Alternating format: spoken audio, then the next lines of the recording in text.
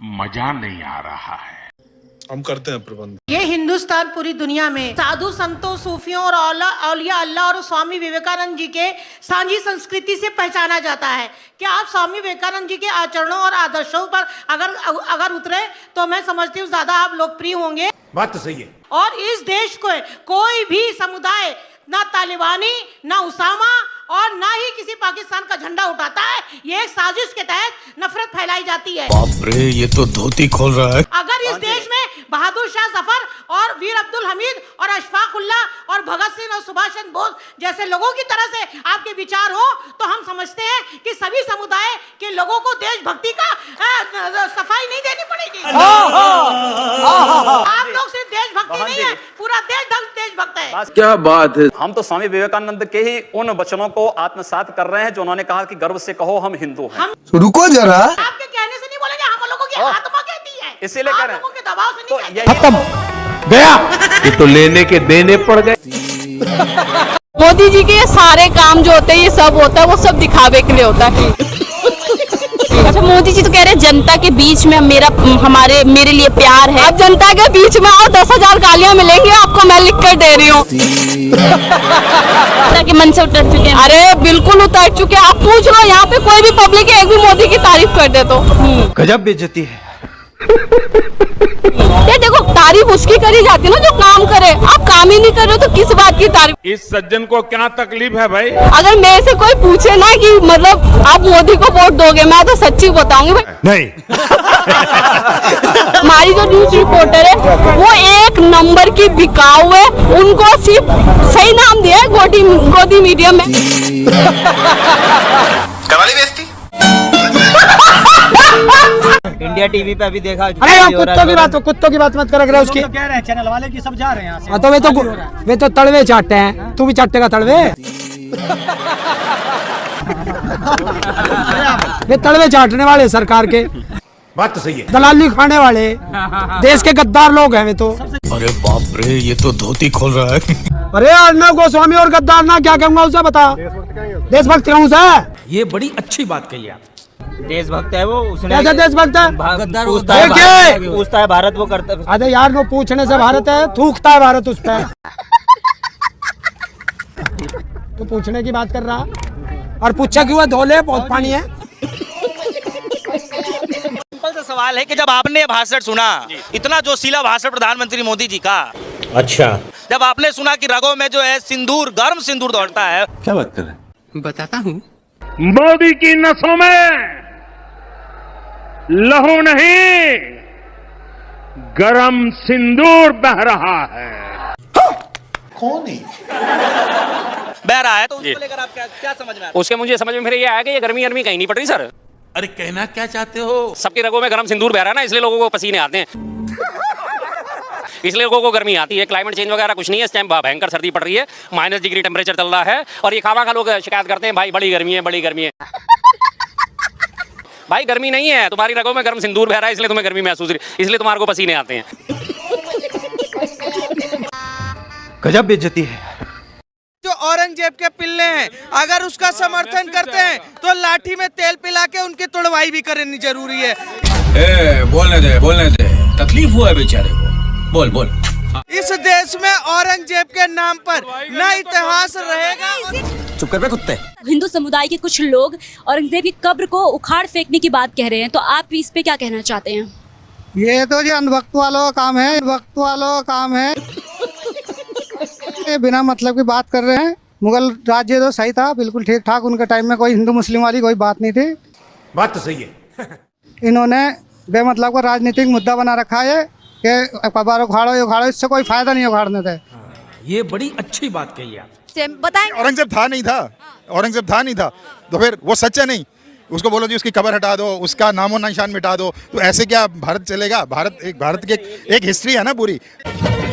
मालिक बस बहुत हो गया, आज तो इस बात का फैसला कर ही। चिंता नहीं है, बीजेपी को चिंता है जो मौलाना मस्जिद में बैठे उनकी सैलरी की चिंता है। अब ये कौन है बे? हमारे पुजारी जो हमारे बाबा, उनकी चिंता थोड़ी है, चाहे वो रोड पे आ जाए चाहे वो भूखे मरे। अच्छा, हमको सिखा रिया है भैया। अगर बीजेपी हमने इसलिए नहीं बनाई कि मंदिर तोड़ के मजारों को संरक्षण दे। क्या बात कर रहे रे बाबा? ये तो लेटेस्ट न्यूज है। अरे ये काला कानून है। मेरे अंगने में तुम्हारा क्या काम है? मेरे वक्त बिल में उसका क्या काम? मैं मंदिर में दखलंदाजी नहीं करता, गुरुद्वारे में दखलंदाजी नहीं करता। बात तो सही है। तो मेरे मस्जिद में क्यों वो दखलंदाजी मदरसे में क्यों करना चाह रहा है? मेरे वक्त बिल पे क्यों करना चाह रहा है? ये हुई ना बात। शिक्षा को क्यों नहीं सही करता? एजुकेशन पे क्यों नहीं करता? उनमें वो क्यों जुबान में ताला लग जाता है उनको? अरे बाप रे, ये तो धोती खोल रहा है। मजा आया। ये वही लोग हैं जो गांव में कहावत है, हमारे दादा का था हाथी। अच्छा, तो अब हाथी तो रहा नहीं और वो घंटी लेके घूम रहे हैं कि देखो मेरे बाबा का था हाथी, और ये घंटी दिखा रहे हैं कि मेरे बाबा का था। अच्छा। आज जो हम ये कलावा बांध के सिर्फ ऊपर करके चल रहे हैं, ये मोदी की देन है। ये 10 साल में मोदी की देन है। अरे चल चुप रहो, तुम्हारे कुछ नहीं बोल सकते तुम, कोई औकात नहीं है बोलने की। आपकी औकात बता रहा हूँ सर। ठंडे हो गए? ठंडे हो गए? नहीं, कांग्रेस ने सच में बहुत बड़ी गलती करी है। एक तो मेरे सामने है। देश क्या है, मैं आपसे पहले 2-3 सवाल पूछ, देश क्या है आपके हिसाब से? आएगा मजा खेल का। पर नंबर और सुनो, देश क्या है? अरे तुम बोल नहीं सकते हो। देश क्या है? मोदी ने सिखाया है लोगों को देश क्या है, और देश के नाम में तो पूछ रहे क्या है देश? कांग्रेस बहुत मजा आएगा। मोदी ने क्या सिखाया, वही तो पूछ रहा हूँ। देश क्या है आपके सामने? कांग्रेस ने क्या सिखाया तुम बताओ पहले। तू तो गया बेटे। और इस देश का मतलब मोदी? भाजपा पहले हम, मोदी नहीं पहले हम, उसके बाद मोदी। मनमोहन और सोनिया गांधी, राहुल गांधी की सरकार ये क्या कर रही थी? डॉजियर दे रही थी। तो ऐसे में उनको लग रहा है कि इस बार जो बम फटा पाकिस्तान में, लेकिन मौत हुई है विपक्षियों की। अच्छा, आपने देखा नहीं था वो चित्र जिसमें राहुल गांधी खड़गे खड़े हैं, जैसे अवाक दिख रहा हो, लगा है कि उनके घर के अंदर कोई नानी मौसी की मौत हो गई हो। अब तू गया बेटा, तेरी औकात मैं दिखाता हूँ तुझे। नानी मौसी तक नहीं जाएंगे, ये बहुत व्यक्तिगत हो जाता है। पढ़े लिखे मूर्ख है। गजब बेइज्जती है। ठीक है, ठीक है। आपसे बड़ा मूर्ख इस देश में ये शब्दावली, यही शब्दावली आपकी आरएसएस ने आपको सिखाया है। उनको बोलने दीजिए, फिर अपनी बारी में आप बोलिएगा। शक्ति यादव जी की भी हमें 10 सेकंड के लिए आ रही हूँ भाटी साहब आपके पास। ठीक है, प्रोफेसर आदमी होकर के शर्म नहीं आती ऐसी भाषा? बेशर्मो शर्म करो। संगीत करते हुए, अरे कुछ तो शर्म कर लीजिए। मौसी दादी नानी का भाषा यही इस क्लासरूम में ठीक है, अब नहीं बोलेंगे, वो बोलेंगे। ऐसे पढ़े लिखे लोग हैं, अब बोले नहीं, शर्म आती है हम लोग को। आप ही के बिरादरी का मैं भी हूँ। ठीक है, मैं भी प्रोफेसर हूँ। ऐसी भाषा सुन करके मुझे शर्म आ रही है, आपके विद्यार्थी को अजय उपाध्याय जी शर्म कीजिए। देश के प्रधानमंत्री को मनमोहन कर रहे हैं। तुम्हारे बाप के उम्र के होंगे मनमोहन सिंह, अब नहीं है इस दुनिया में। शर्म कर लो, अपने पिताजी का शर्म कर लो। उनको बोल लेने दीजिए। मुझे कैसे भी करके निकाल मेरे भाई, मैं फंस गया हूँ। जय जय उपाध्याय जी बोले। संगीत रागी मूर्ख आदमी, प्लीज, अब वैसे भाषा नहीं।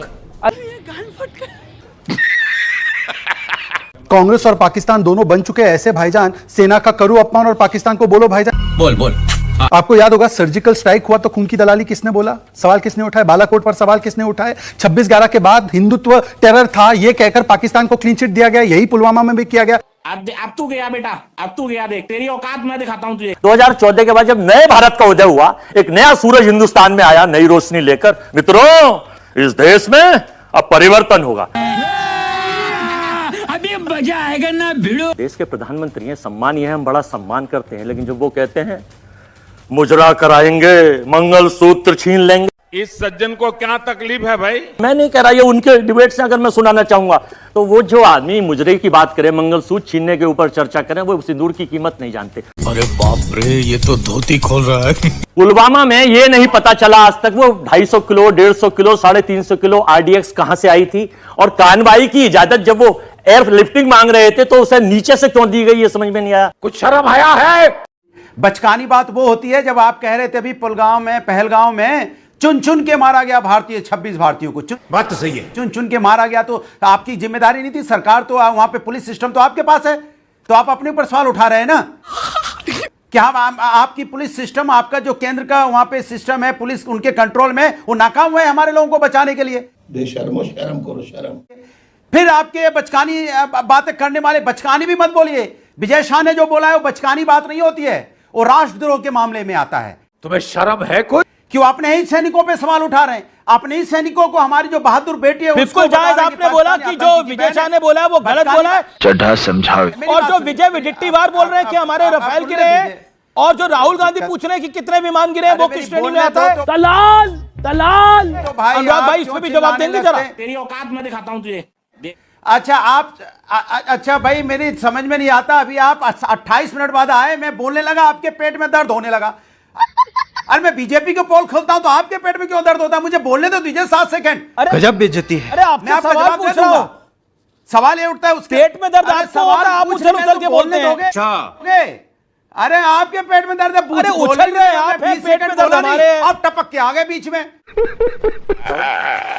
करवाली बेइज्जती कि इन्होंने कहा कि गोडसे को आतंकवादी घोषित क्यों नहीं करते। मान्यवर, गोडसे ने महात्मा गांधी को गोली 1948 में मारी, ठीक है। उसके बाद कन्विक्शन हुआ। लगातार 70 साल कांग्रेस की सरकार थी, कांग्रेस ने तो गोडसे का मंदिर बनाने वाले बाबूलाल चौरसिया को अपनी पार्टी में ले लिया। और गोडसे ने तो शरीर को मारा, जो रोज विचारों को मार रहा है महात्मा गांधी के, मतलब कि डायनेस्टी पॉलिटिक्स करके, मतलब कि तुष्टीकरण और मतलब अरे कहना क्या चाहते हो? मतलब कि जय श्री राम के खिलाफ बोलकर, क्योंकि राम राज्य महात्मा गांधी की परिकल्पना थी। ऐसे व्यक्तियों को क्या बोलेंगे? वो गांधी परिवार जो उनके नाम को गलत इस्तेमाल करके रोज उनकी आत्मा को छेद कर रहा है। बताइए। पार्टी की मीटिंग समझ के फंस गया। मैं कह रहा हूं कि गोडसे मुर्दाबाद बोलिए, शायद नहीं बोल पाएंगे। क्या बात है सर? बोलिए गोडसे मुर्दाबाद, गोडसे मुर्दाबाद, गोडसे मुर्दाबाद। नहीं बोल पाएंगे। Bye bye, tata, good bye, गया। आपको मैं बता दूं बोल बोल कि डॉक्टर B.R. अम्बेडकर साहब ने ये तक कहा था, क्या? अनुच्छेद 370 जो अनुच्छेद 306 था जब डाला गया उसको प्रस्ताव के लिए, अबे जल्दी बोल, कल सुबह पनवेल निकलना है। उसको पेश डॉक्टर B.R. अम्बेडकर ने नहीं किया। अच्छा। क्योंकि उनकी आपत्ति थी। अरे रुको जरा, सबर करो। सबसे पहले तो व्हाट्सएप यूनिवर्सिटी का जो ज्ञान दिया है गौरव भाई ने, उसको जरा मैं जनता के सामने ला दूं। अभी मजा आएगा ना भिड़ो। डॉक्टर बाबा साहब अम्बेडकर ने 370 के बारे में कभी विरोध नहीं किया था। इन लोगों ने ऑर्गेनाइजर में 2003 में छपवा कर लाया था, जिसका झूठ जो है वो देश के सामने कई बार आ चुका है। अरे बाप रे, ये तो धोती खोल रहा है। तो व्हाट्सएप यूनिवर्सिटी का ज्ञान मुझे तो न पिलाए कम से कम। गजब बेइज्जती है।